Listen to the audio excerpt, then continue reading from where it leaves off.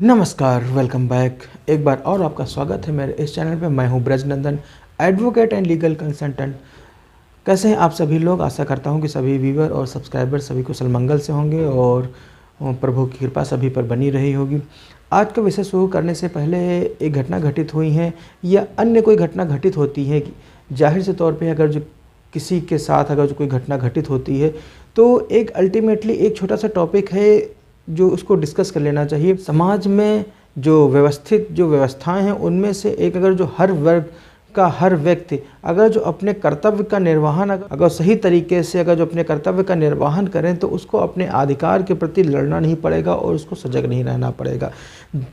Obviously सी बात है कि अगर जो हम अपनी ड्यूटी अगर सही से परफॉर्म कर रहे हैं या हम अपनी ड्यूटी को कहीं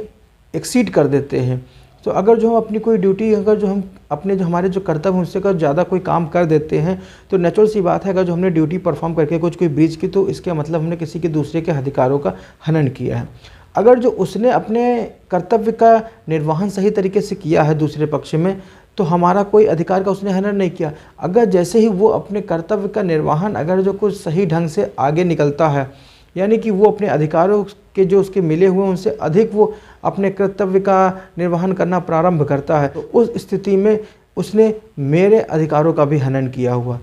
अगर जो एक पक्ष दूसरे पक्ष के अगर जो दोनों पक्ष अपना अपना कर्तव्य सही तरीके से निर्वहन करें तो किसी के अधिकारों का हनन नहीं होगा और किसी को किसी से विधि से या अपने अधिकारों की सुरक्षा के लिए किसी को मांग नहीं करना पड़ेगा। तो ऐसे ही तथ्य पे मैं आज अवगत कराने के लिए आपके सामने उपस्थित आया हूँ कि अगर जो कोई अपराध या कोई घटना किसी के विरुद्ध या किसी के पक्ष में घटती है, जाहिर से तौर पे है कि अगर जो कोई पीड़ित व्यक्ति है जिसके विरुद्ध वो घटना घटित हुई है या किसी ने अपने अधिकारों का या अपने कर्तव्यों को एक्सीड करके कर्तव्य का पालन किया है तो उसने दूसरे के अधिकारों का हनन किया है। अगर दूसरे के अधिकारों का हनन किया है तो जाहिर से तौर पे है उसने कुछ उससे छीना है जिसको नहीं छीनना चाहिए था, कुछ उसने इंजरी या कुछ उसको पहुंचाई है, कोई घटना घटित हुई है। अब कोई घटना घटित हो गई है, किसी व्यक्ति ने किसी के व्यक्ति के विरुद्ध कोई अपराध कारित किया है, अपराध कारित तो कर दिया, ठीक है, लेकिन अब अपराध करने के बाद पीड़ित व्यक्ति जाएगा कहाँ? ये सभी को मालूम है कि थाने में आपको एफआईआर दर्ज करानी चाहिए। धारा 154 सीआरपीसी में ये प्रोविज़न है, ये मेंशन हुआ है कि अगर कोई भी संज्ञेय अपराध घटित होता है तो उसकी शिकायत आप अपने लोकल जो क्षेत्राधिकार के अंतर्गत जो थाना आता है उस थाने में आप शिकायत दर्ज करा सकते हैं। लेकिन अनफॉर्चुनेटली दुर्भाग्यवश अगर थाने के जो पीठासीन अधिकारी हैं या जो भार साधक अधिकारी हैं आपके जो तथ्य हैं आपकी जो घटना है उन पर भरोसा ना करके एफआईआर नहीं दर्ज करते हैं। एफआईआर अगर जो नहीं दर्ज करते हैं तो अब इस स्थिति में आप क्या करेंगे, कहाँ जाएंगे, किस अधिकारी से आप संपर्क करेंगे जिससे कि आपकी एफआईआर प्रथम सूचना रिपोर्ट दर्ज की जाए। यहाँ तक कि सुप्रीम कोर्ट और माननीय उच्च न्यायालय उच्चतम न्यायालय ने भी कई बार अपने जो पूर्व निर्धारित निर्णय में ये पारित किया है कि कोई भी इन्फॉर्मेशन अगर जो थाने में आती है किसी भी व्यक्ति के द्वारा, ज़रूरी नहीं है कि जो पीड़ित व्यक्ति है वही इन्फॉर्मेशन वही सूचना थाने में दे, उसके बिहाफ पे उसका कोई भी नियर एंड डियर रिलेटिव या फ्रेंड वो भी सूचना दे सकता है थाने में। अगर थाने में उसने सूचना दी है, उस सूचना में जो भी घटित अपराध है उनको हर थाने के भार साधक अधिकारी द्वारा उसको प्रथम सूचना रिपोर्ट दर्ज करनी चाहिए।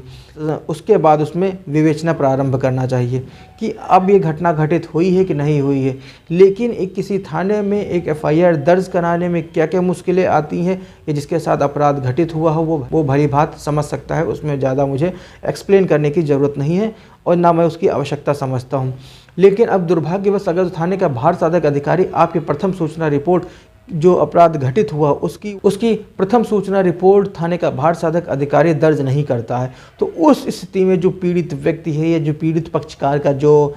उसका प्रतिनिधित्व है वो कहाँ जाए, किस अधिकारी के समक्ष प्रस्तुत करने जो अपना प्रार्थना पत्र है। सबसे पहले जो प्रतिनिधि है जो जिसके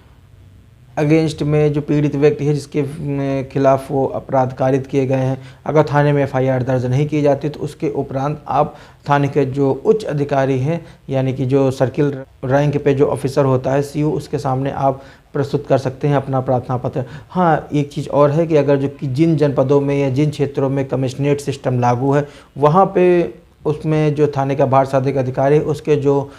उच्च अधिकारी हैं वो एसीपी आते हैं, सहायक पुलिस आयुक्त। अगर सहायक पुलिस आयुक्त भी अगर जो एफआईआर दर्ज करने से मना कर देते हैं, उनको भी नहीं लगता है कि इसमें एफआईआर दर्ज होना चाहिए इस प्रकरण में। तो उसके उपरांत आप अपने जो ज़िले स्तर पे जो अधिकारी हैं, एसपी हैं या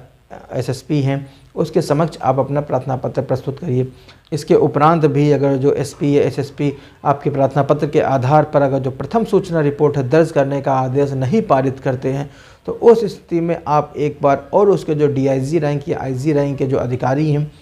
उनसे आप संपर्क करके आप अपने प्रार्थना पत्र के आधार पे एफआईआर दर्ज करने का निवेदन कर सकते हैं कि जो आपका जो लोकल थाना है, जो क्षेत्राधिकार के आधार पर जो आपका लोकल थाना, उसको वो निर्देशित करें कि आपके प्रार्थना पत्र के आधार पर प्रथम सूचना रिपोर्ट दर्ज करके उसमें विवेचना प्रारंभ करें। अब वो बात अलग है कि इसमें क्या साक्ष्य आएंगे, क्या जो बयान होंगे, उसके आधार पर आगे की कार्यवाही अग्रसारित की जाएगी। लेकिन अगर दुर्भाग्यवश जो अल्टीमेटली जो देखने को मिलता है कि जो अगर जो कोई एफआईआर या प्रथम सूचना रिपोर्ट थाने में दर्ज नहीं हो जाती है, तो अंतिम रूप से फिर आपके पास एक ही ऑप्शन बचता है कि आप न्यायालय के शरण में जाएं। न्यायालय के शरण में आपको सारे कारण और आपकी सारी जो घटना घटित हुई हैं उसके आधार पर आप न्यायालय महोदय से, माननीय न्यायालय से आप उसमें प्रार्थना कर सकते हैं कि मेरी जो संज्ञेय अपराध के आधार पर जो घटना घटित हुई है उसमें पुलिस प्रशासन द्वारा कोई भी एफआईआर या प्रथम सूचना रिपोर्ट दर्ज करके या इसके अतिरिक्त कोई भी कार्यवाही नहीं की गई है। हाँ, इससे पहले भी एक चीज़ और तथ्य सामने आए हैं कि माननीय उच्च न्यायालय और उच्चतम न्यायालय द्वारा भी ये अपने निर्णय में ये आदेश प्रतिपादित किया गया है कि कोई भी सूचना हो, संज्ञेय हो या असंज्ञेय हो, हर पुलिस ऑफिसर का थाने का जो भार साधक अधिकारी है उसका ये कर्तव्य बनता है कि जो भी सूचना आई है उसके प्रथम सूचना रिपोर्ट दर्ज करके उसके उपरांत कोई कार्यवाही करे। लेकिन रियलिटी तौर पे जो प्रैक्टिकल रूप से ऐसा लागू नहीं हो पाता है। तो अगर जो आप फिर उसके बाद न्यायालय के शरण में आए हैं, न्यायालय से आप निवेदन करते हैं कि इस आधार पे और ये कारण है, इनके आधार पर प्रार्थना पत्र जो मैंने दिया था उस पर कोई कार्यवाही नहीं अग्रसारित की गई है, तो ऐसी स्थिति में अब माननीय न्यायालय से ये निवेदन करना चाहिए कि प्रथम सूचना रिपोर्ट दर्ज करने का आदेश पारित करें। ये तो हो गई लॉ की बात कि आपके पास क्या क्या प्रोविज़न है, क्या क्या जो उपलब्ध जो कानून है उनके विरुद्ध कैसे कैसे आप अपना उपचार प्राप्त कर सकते हैं। हाँ, और एक चीज़ और है, अगर जो अंतर्गत धारा 156 क्लॉज 3 सीआरपीसी के तहत अगर जो माननीय न्यायालय भी आपकी जो रिपोर्ट है, जो भी आपके प्रार्थना पत्र, उनको भी अगर जो खारिज कर सकती है, तो उसके लिए आप अपने सेक्शन 397 में क्रिमिनल रिवीजन में आप माननीय न्यायालय के जो अपीलेट न्यायालय हैं उनमें आप अपील प्रस्तुत कर सकते हैं। लेकिन अल्टीमेटली कोई ना कोई रेमेडी आपके फेवर में उपलब्ध रहती है। तो बात कर लेते हैं कि जो ये लॉ है इसको फॉलो कैसे करेंगे, इसको प्रोसेस कैसे में लेकर आएंगे। तो सर्वप्रथम सबसे पहले आपके जो विरुद्ध जो घटना घटित हुई है, जो अपराध कारित किए गए हैं, कोई भी संज्ञेय अपराध अगर जो घटित हुआ है, तो मैं आपको अपनी एक पर्सनल एडवाइस देना चाहूँगा कि अगर जो कोई भी प्रार्थना पत्र आपके विरुद्ध जो घटना घटित हुई है, जो अपराध कारित किए गए हैं किसी व्यक्ति के द्वारा, तो आपकी जो इंजरी हुई है, जो हानि हुई है, उसकी जो एक समुचित रूपरेखा होती है, जो प्रार्थना पत्र होती है, क्योंकि एक जो लेमैन है उसको विधि कितना ज्ञान नहीं हो पाता है, तो मेरा इतना जो निवेदन है या एडवाइस है ये आपको फॉलो करनी चाहिए। आप अनुभवी किसी अधिवक्ता से आप अपना जो प्रार्थना पत्र है उसको आप ड्राफ्ट करवा लीजिए, उसको लिखवा लीजिए। उसके उपरांत ही आप किसी भी थाने में जो आपका जुडिक्शन बचता है उसके थाने के भार साधक अधिकारी के समक्ष प्रस्तुत करना चाहिए। और इसके अतिरिक्त या और किसी जो उसके जो उच्च अधिकारी हैं उनके सामने आप अपना प्रार्थना पत्र प्रस्तुत कर सकते हैं। लेकिन अगर जो एक लेमैन है वो अपने आप जो अपने जो उसके सारी जो उसके तथ्य हैं वो तथ्य तो सारे लिख देते हैं, लेकिन जो संज्ञेय अपराध होने की जो दृष्टि से जो प्रार्थना पत्र जो लिखा जाता है एक लेमैन के द्वारा वो बहुत ही लंबा चौड़ा लिखा जाता है, लेकिन उसमें एक कोई भी समुचित जो धाराएं बननी चाहिए उन धाराओं का कोई भी इंग्रेडिएंट फुलफ़िल नहीं हो पाते हैं। अंत में आपका जो रिजल्ट मिलता है, जो आप चाहते हैं, वो आपकी जो रेमेडी है वो नहीं मिल पाती है। किसी अधिवक्ता के माध्यम से ही आपका जो प्रार्थना पत्र है वो माननीय न्यायालय के समक्ष प्रस्तुत किया जाएगा और माननीय न्यायालय आपके प्रार्थना पत्र के आधार पर माननीय न्यायालय जो लोकल थाना उस थाने से वो आख्या मंगवाती है कि ऐसी ऐसी घटना, ये जो प्रार्थना पत्र प्रस्तुत किया गया है इसके अंतर्गत जो जिसमें जो तथ्य या जो इसमें जो कारण लिखे हुए हैं कि ऐसी कोई घटना आपके क्षेत्र में घटित हुई है, अगर जो घटित हुई है तो उस पर आपने क्या कार्यवाही की, तो उससे माननीय न्यायालय को अवगत कराएं। तो माननीय न्यायालय के समक्ष थाने से वो रिपोर्ट प्रस्तुत की जाती है कि ऐसी घटना मेरे क्षेत्र में घटित है या नहीं घटित है। तो अब उस रिपोर्ट के आधार पे अगर जो माननीय न्यायालय को लगता है कि आपके जो कारण, आपके तथ्य, मैं सर्वप्रथम पहले भी बता चुका हूँ, मैं फिर रिपीट करना चाहता हूँ कि जो आप अपनी जो अपराध जो प्रस्तुत करना चाह रहे हैं, जो बताना चाह रहे हैं माननीय न्यायालय के समक्ष, वो उनको साबित करने का जो भार है वो आपके ऊपर है। ये आपको उसमें प्रस्तुत करके आपको ये साबित करना होगा कि जो घटना घटित हुई है वो सत्य है एवं सही है।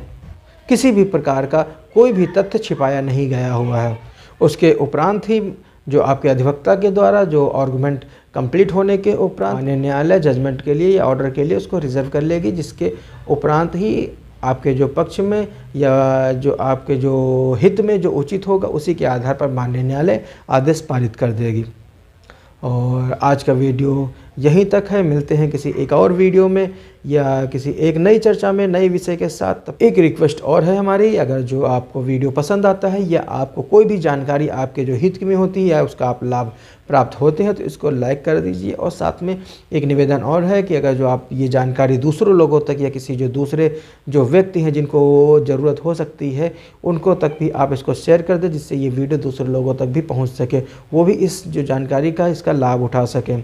वीडियो आपको अगर जो अच्छी लगी है या कोई आपकी कमी रह गई है, आप कोई सुझाव देना चाहते हैं तो आप हमें कमेंट करके भी अवश्य बता सकते हैं। इसके अतिरिक्त भी अगर जो कोई आपकी जिज्ञासा या कोई आपकी लीगल एडवाइस आप हमसे प्राप्त करना चाहते हैं तो हमारा संपर्क करने का जो माध्यम है वो स्क्रीन पे भी है, साथ में डिस्क्रिप्शन बॉक्स में भी मेंशन है। आप व्हाट्सएप के माध्यम से आप हमसे संपर्क करके हमसे आप लीगल एडवाइस प्राप्त कर सकते हैं। और वीडियो को अंत तक देखने के लिए प्रेम पूर्वक धन्यवाद।